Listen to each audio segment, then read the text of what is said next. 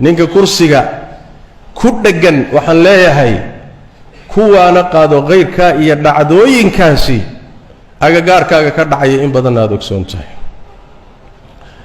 fariinta saddexaadii waxay tahay sabab ha u noqonin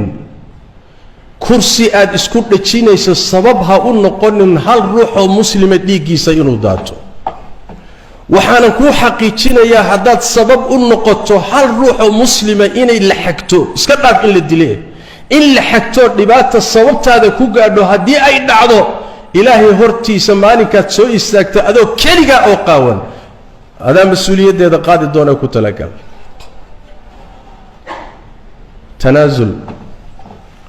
tanaazul kursiga lamadan dhalanin kulamana dhalanin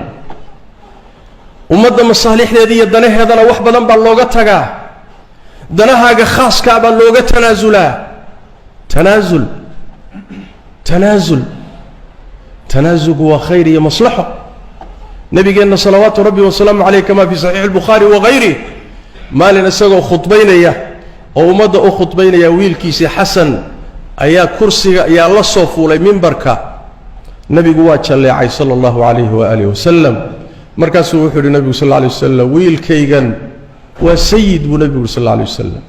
ilaahayna wuxuu ku islaaxin doonaa laba kooxood oo muslimiinoo waaweyn oo dagaalamaya ayuu ilaahay sabab uga dhigi doonaa in maslaxa dhexdooda dhacdo xasan ibni cali bni abi aalib sanadkii afartanaad ee taariikhda hijriga